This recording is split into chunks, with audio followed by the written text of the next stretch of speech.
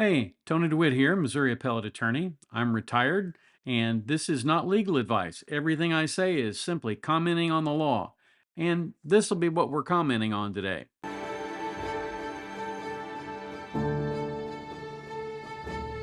Several years ago, I broke my leg. It was an Osgood Schlatter break, so it wasn't clear through, but it was doggone painful. As soon as I could, I got into a walking cast, but it made driving nearly impossible. A doctor thoughtfully provided me with a disability letter so I could go get a disability hang tag and park in the handicap spaces. And I kept it for about 6 months, and as soon as I didn't need it any longer, I didn't use it any longer. My disability was pretty obvious to anybody who looked. You could see the cast on my leg, and later on, you could see the boot, the little walking boot that they sometimes give you. I was careful, though, not to judge other people who might not have an obvious disability, like a heart condition or pulmonary problems. But when I saw a 19-year-old woman park in the handicap space and literally run into Jimmy John's, I was pretty convinced that this was a child borrowing their parents' car and just sneaking into the space because the tag was on the car. Handicap spaces are meant to be an accommodation to people who have a disability, not an impatient 19-year-old child. Now, no insult is intended to 19-year-olds who think and behave like adults. But when you're 69 years old, you're entitled to think of someone of 19 as a child when they think and act like a child. Sorry. I bring this up because no matter how carefully you craft a system to accommodate disabilities, for example, in Missouri, hang tags have to be renewed every year with medical authorization. There are always going to be people who abuse the system, and they will smile while they do it. The most obvious and open and notorious form of abuse of disabilities was found at Disney World and Disneyland, where 15-year-old kids rent scooters, thereby depriving people who might actually need them from getting them. And then they scream around the park at high speed, climb off at the Dumbo ride, and yeah, I chose that ride for a reason, and hobble up to the disability access port for entry. Those folks suffer from a disability not recognized by medicine. It's called malignant entitlement syndrome. I actually feel kind of sorry for them because they go on and they brag about it while they're eating lunch at Disney. I've actually heard them. And they don't recognize how pathetic it makes them look. Now, even though I'm annoyed by these kind of people, I have never ratted them out. I haven't gone looking for a security person to point out when somebody's being a jerk. I leave that to karma. The world kind of evens itself out over time. But I have seen scores of livid moms and dads berate the Disney employees for allowing this. Now, that actually annoys me almost as much as the malignant entitlement syndrome because at Disney, it's not like the 19-year-old kid running the ride there at Disney is making an independent business decision that he is personally accountable for. He's following a corporate policy. And I guess maybe Disney got tired of having to provide trauma counseling for its crews because Disney has acted decisively on this front. Now, Newton observed that in physics, for every action there is an equal and opposite reaction. But in the realm of human dynamics, a more apt description would be that for every action, there is an unequal and opposite overreaction. Or if you prefer to think of it this way, the pendulum never swings to the center, it always swings well past it. Now, no doubt Disney, which prides itself on diversity, equity, and inclusion, believes that disability is not a source for actual inclusion, in spite of their website plainly claiming that it does provide this kind of inclusion. But if you look at its policy regarding the Disability Access Service, here's what it says. It provides that only patrons with a diagnosed developmental disability, like attention deficit hyperactivity disorder, ADHD, or autism spectrum disorder, are entitled to use disability access service. If you're in a wheelchair because of a broken leg or a torn Achilles tendon, you get to wait in line like everybody else. Doesn't matter what your doctor says. But of course, the Americans with Disabilities Act does come into play. It does have an impact on this discussion. The ADA protects people with disabilities. A person with a disability is someone who has a physical or mental impairment that substantially limits one or more major life activities, or a person who has a history or record of such impairment. For example, a cancer survivor who is in remission or is perceived by others as having such an impairment, like a person who has scars from a severe burn, or perhaps someone who has a mental disability that makes him drool or something like that, who might be perceived as having such an impairment. If a person falls into any of those categories, the ADA protects them. Now, under the law, the term substantially limits is interpreted very broadly. It's not meant to be a demanding standard. Still, not every condition will meet that standard.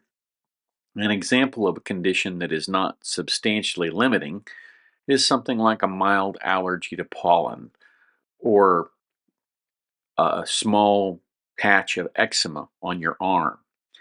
Major life activities are the kinds of activities that you do every day, including your body's own internal processes. And there are many major life activities in addition to the things that I'm going to discuss next. Those are things like eating, sleeping, speaking, and breathing. Because, especially eating and breathing, because if you stop doing either of those for very long, you might very well pass away. Movements like walking, standing, lifting, bending, skating, any kind of thing like that. Those are functions that are protected under the ADA. Cognitive functions, those are major life activities, thinking and concentrating. Although there does seem to be an entire class of people out there who don't do the thinking part very well. Sensory functions like seeing and hearing and touching, things that use the senses, those are things that are major life activities. Tasks like working, reading, learning, and communicating, those are major life activities. The operation of bodily functions like circulation, reproduction, and individual organs. A person who has a kidney disease is probably not going to show up with an obvious disability, but they still have a disability. There are a wide variety of disabilities, and the ADA regulations don't list all of them. Some disabilities are visible, like I said, others are not. Here are some examples of disabilities: cancer, diabetes, post traumatic stress disorder, HIV, or what used to be called AIDS, autism spectrum disorder, attention deficit hyperactivity disorder, or ADHD, deafness or hearing loss, blindness or a reduction in the amount of vision that people have, sometimes things like glaucoma and other wet AMD have issues that reduce vision. They don't make you completely blind, but they make you functionally that way. Epilepsy, or sometimes referred to as seizure disorder, mobility disabilities like those that require a wheelchair or a walker or a hover round or a cane, intellectual disabilities, traumatic brain injuries. The ADA covers many other disabilities. Among the entities covered by the ADA and required to conform to it are businesses. And examples of businesses and nonprofits include restaurants, hotels, retail stores, and theme parks. The general requirement is that the business must provide people with disabilities an equal opportunity to access the goods or services that they offer. Now, the ADA contains specific requirements for businesses that are open to the public.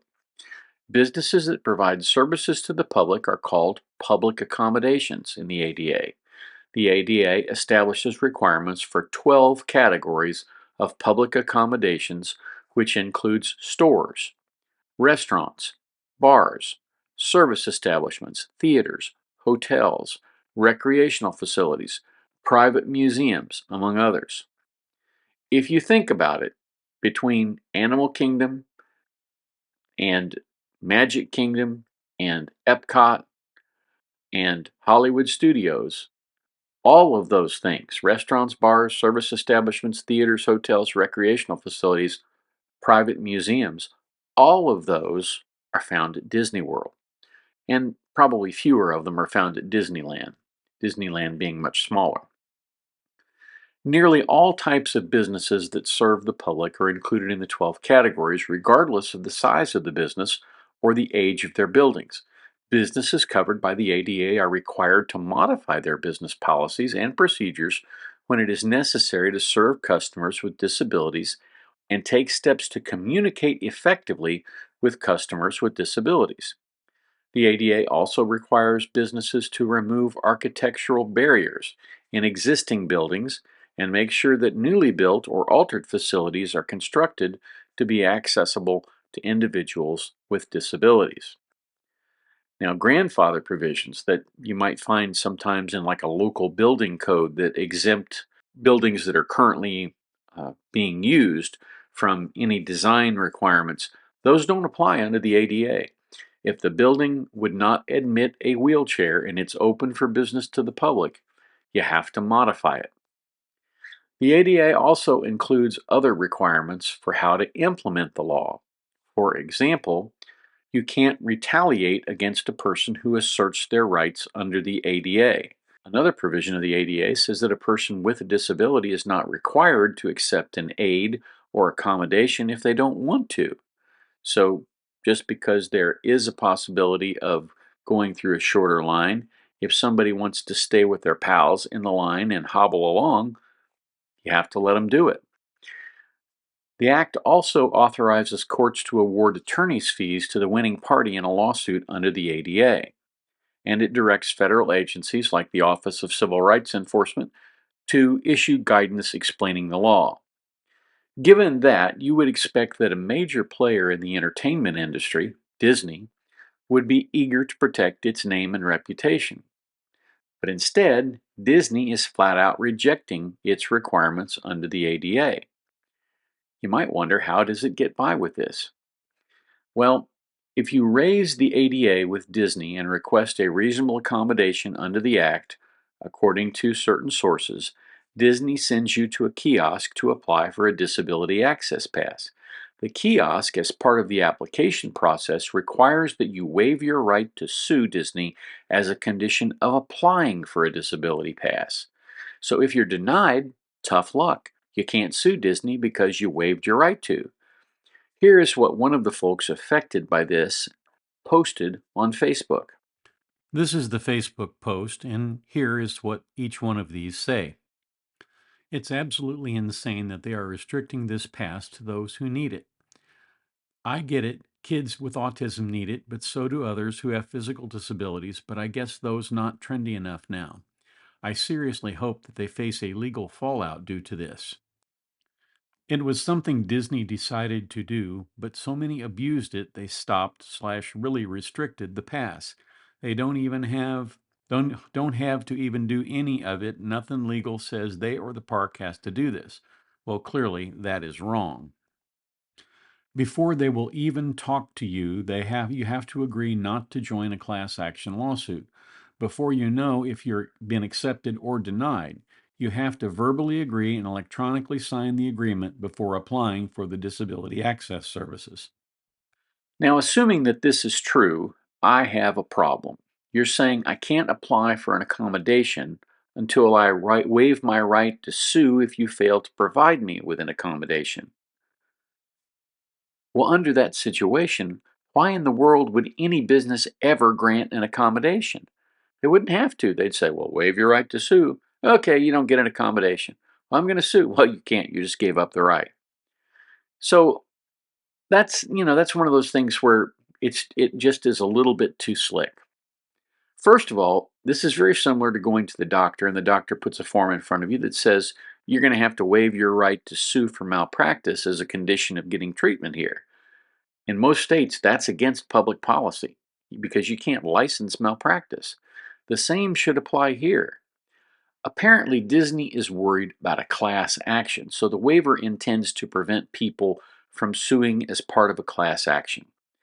This works for people who have actually signed, but all it will take is one guy who has a recognized disability to refuse to sign that document. And then as a result, he's denied a disability pass. And then he sues them as the lead plaintiff in a nationwide class. He can ask for damages, but he probably doesn't need to. All he needs to do is ask for a declaratory judgment that Disney's process violates the Americans with Disabilities Act. Then he seeks an injunction and demands his attorney's fees. So Disney would then have to hire lawyers, oppose the class action, and they'll pay millions to do that. They'll hire the best lawyers money can buy, but I'm pretty sure they'd still likely lose. And the reason is because the ADA is clear. You absolutely have to make reasonable accommodations, and you can't force someone to waive the right in order to assert the right. And that's essentially what they do. While the courts have been somewhat reticent to enforce those provisions broadly with employers, in the public accommodation setting, courts have been more understanding. There are certain numbers of law firms who hire disabled persons to find businesses that do not have ADA accommodations and then sue them into submission. For the record, that's not me, but at some point Disney's going to have to address what is obviously an overreaction to a few people abusing the system. Now, Disney could fix this without going to the overreaction. It could simply say if you want a disability pass, you need to provide medical documentation. You need to provide proof that you suffer from this recognized disability. So if you've got a broken leg, the doctor could write, he's got a broken leg, he can't be up and walking around, he needs to have access through a scooter or through a wheelchair, and he shouldn't stand or sit for long periods of time. Disney could not set the medical standards, like what constitutes a fracture, because that's a medical decision. But what they could do is demand that the physician document the disability in a sworn statement or declaration where they essentially aver under penalty of perjury that this condition exists. I'm pretty sure that would wipe out about 90% of the scammers. I only say 90% because the people who are scammers are pretty good at beating almost any system.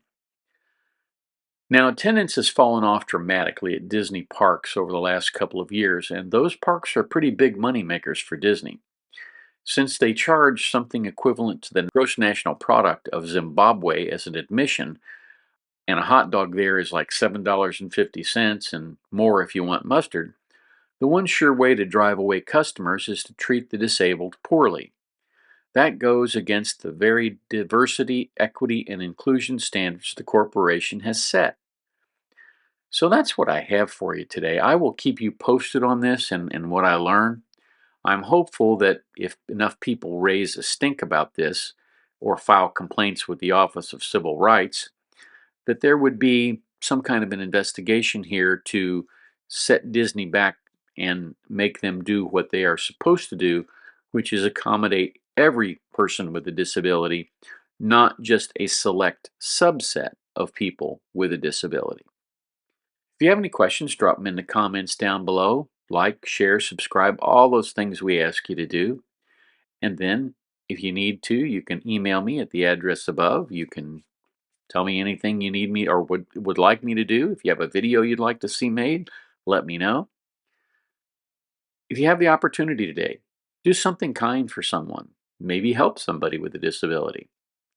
And then, when you're done, come on back down. Join me down here at the beach tomorrow. We'll talk about something else. I shouldn't have to say this, but you don't seek legal advice from a guy down at the beach. You seek it from a lawyer in a lawyer's office, where there are people running around in suits and secretaries and all kinds of other people.